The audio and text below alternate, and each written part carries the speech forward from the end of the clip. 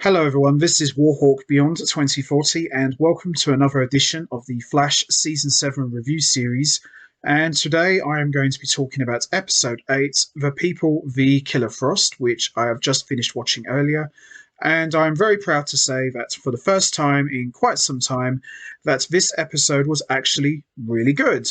I really enjoyed this one a lot, and apart from the first two episodes and maybe episode 3, I kind of feel that episodes 4 to 7 were a little bit dry at times. Some of them were like fillers, and I felt that the show was just kind of coasting along a little bit, not really sure what direction they were going in or what they were doing. But after having just watched this episode, this was really good, and the only compelling story arc that's been going on for season 7 was Kramer hunting down Killer Frost and getting her to answer for her crimes. That was probably the only compelling story arc that was going on in this episode. And also the Speed Force taking on the form of Nora Allen. That story arc I kind of felt was pointless just having it, but there was a big twist with that, which I'll get into in a moment. And we've seen one story arc pay off in a very unexpected way because there was something that happened, which I'll also talk about in a moment. And the only good things about this episode, which I enjoyed the most, was the whole court hearing with Killer Frost and the big twist with the Speed Force Nora Allen at the end, which I'll get into in a moment. But there wasn't really a lot of Flash action in the traditional sense. This episode was just very heavy dialogue driven, very emotional, and to me that was what made the episode very enjoyable, because I have said in the past that some of the best episodes of The Flash don't necessarily have to have a lot of action. I wouldn't want an episode to be completely action driven because that could get very stale in a hurry, but this episode, as I said, very heavy dialogue driven, unexpected payoff at the end, and another twist straight after. Enjoyed the hell out of this a lot. I really enjoyed this episode a lot, and I would probably put this episode up there with the first 2, maybe 3 episodes of season 7. So, with that all said, let's get right into it. Let's talk about episode 8, The People v Killer Frost. So we see at Star Labs, Team Flash are talking about Frost's upcoming sentencing, and she's facing a serious time, but her heroics over the past 4 years could migrate things in her favour.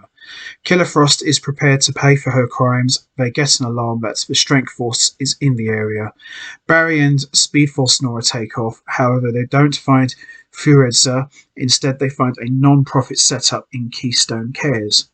In Keystone City, Barry and Speed Force Nora can't find Furedza, and Speed Force Nora thinks the forces are all dangerous.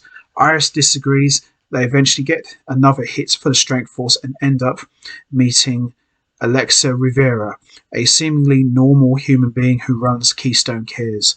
Alexa tells Barry that she used to be an addict, but she's turned her life around. She also says she's not a metahuman.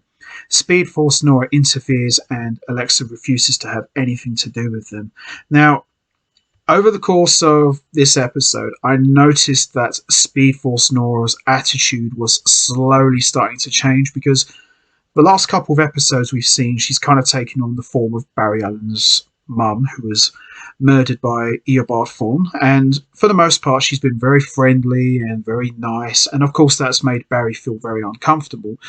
But in this episode, for the first few minutes into this, you can clearly see that something was going to happen with Speed Force Nora, because she was slowly getting more and more aggressive and putting pressure on Barry. So It's interesting to see how this is going to play out, which I will talk about in a moment, but you can clearly see that they're building up to something big. So we then see in court Cecile makes her case for Frost, but the state wants to have Frost's powers erased instead of prison. The prison wants to court order Frost to take the metahuman cure. Now this was actually quite interesting because if you remember back, I think was it season 6, maybe season 5. You'll have to correct me here if I got these mixed up. But does anyone remember when Cisco took the cure? Obviously, he temporarily got his powers back during the events of Crisis, but I seem to remember the cure where Cisco took it and he had his powers stripped away for a little while. So to have the metahuman cure back, and it actually played a prominent role in this story arc, was quite cool. I quite enjoyed that a lot. Kramer's argument is that since felons can't have weapons, Frost can't have her powers, which are her weapons.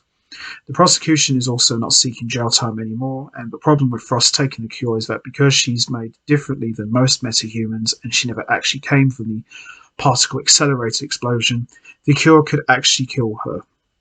Joe is of course very suspicious of Kramer. We then see Cisco, Caitlin and Allegra start to plan how to save Frost.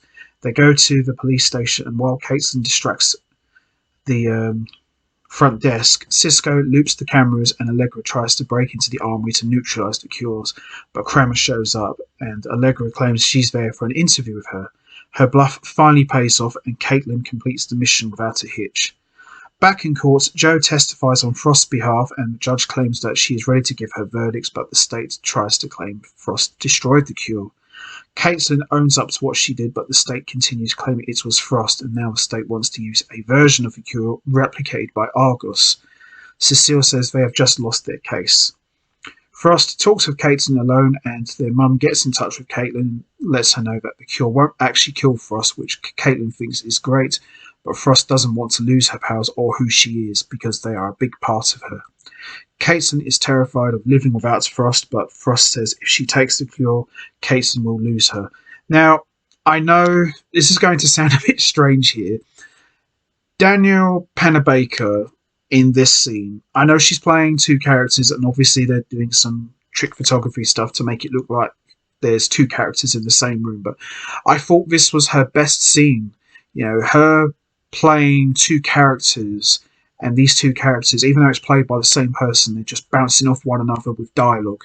I thought this was a very good scene. And Danielle Panabaker doesn't really get enough credit because she's been a huge part of the show since the show's inception. And, you know, she's come a long way from being, oh, Ronnie, I miss my Ronnie, to now being like a very serious, compelling character in her own right. And, you know, to see her come a long way from being the crybaby scientist to now being a serious character like Killer Frost.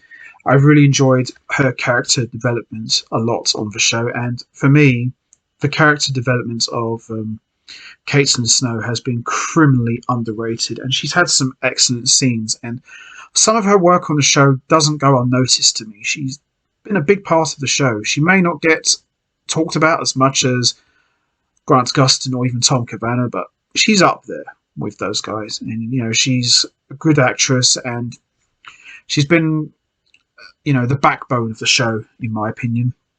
So we see at the police station Frost and Kramer meet. Frost wants to know why Kramer hates her so much. It turns out that metahumans who say pretend to be heroes. She lost her entire platoon to a metahuman who betrayed them once, and as a result of that, that's why she hates metahumans so much. Kramer wants to force Frost to take the cure to set a precedent so she can force any metahumans accused of a crime to take it as well. Frost later realizes the ramifications this will have for all metahumans. The Flash goes to see Alexa, but she already knows why she needs to be tested. She already suspects that she's Fruitzer and it's traumatic for her. The Flash convinces her to come with him and find out for sure about herself. Before the court renders its sentence, we see Frost speaks, and she says that taking away her powers isn't the same as taking a weapon. It's saying someone is born bad and that difference can't be cured. Justice should be based on change, not on someone who was born. Frost then tells the judge that she is submitting a request to be sentenced to life in prison without parole. Did not see that coming at all. That was a big wow moment. Kramer objects, but Cecile quotes the state's original intent. The judge decides not to set the precedent of the use of the cure and sentence Frost to life in prison without parole, and Kramer, of course, is obviously very angry. This was a very emotional moment because as you see Killer Frost is being taken away, you see everybody is sad, and this was something I wasn't really expecting because I thought maybe she'll just get like 18 months at most, but to have her go away for good, it's just really shocking, and it kind of closes the door in a way for Killer Frost. So whether or not we'll see her again is another story, but if this is the way they end the story arc for her, then it's a fitting closure for someone who started out so cold and evil but ended up being a hero in her own right. That's the best payoff and send-off you can give for a character. Kramer goes to see Joe before she leaves and tells him that she respects him. Joe says the feeling is mutual, even if sometimes despises her methods. He also tells her to always make sure she's checking what side of the line she's on. Frost is taken away in handcuffs, and Caitlin goes home to an apartment without Frost and looks at the painting collage that she made for her. Meanwhile, at Star Labs, they run the test on Alexa, and even though it's not meant to trigger her, the test begins to. Alexa is Furitza, and she's terrified, but Speed Force Nora attacks her. Now, this I did not see coming, but at the same time, if you've been watching this episode, you kind of see this coming. She then turns on Iris as well, seeing Iris as a threat, keeping Barry from doing what she wants him to do. She then takes the power from Barry as he goes to save Iris and uses it to kill Alexa and tells him it's time to choose a side. And that ends episode 8 and my review. Like I said, overall, an excellent episode. First good episode we've had since episode 3, if I'm truly honest. This was very enjoyable. The court case hearing with Killer Frost was excellent. And, Speed Force Nora turning on Barry and Iris. I kind of saw this coming, but I didn't think we was going to see it. But the fact that it happened just made it even more better. And as I said, not a lot of Flash action, but this was still an excellent episode. I'm really looking forward to seeing what happens next in episode 9. So that's going to be it from me. I'm going to wrap this up now. What's your thoughts on Killer Frost being sentenced to 20 plus years imprisonment without parole? Do you think we'll see her again? Do you think this closes the door on Killer Frost for good? And also, what about Speed Force Nora turning on Barry and Iris? Did you see this coming? And how do you think this is going to play out in the next episode? You know what to do, guys. Hit the like button, hit the subscribe button, leave your thoughts and comments down below. And I will see all of you next time for another edition of the Flash Season 7 review series, where I'll be talking about episode 9, which I'm kind of looking forward to talking about, but we'll just have to see how that plays out. So until next time, take care everybody and stay safe, and once again, thanks for listening.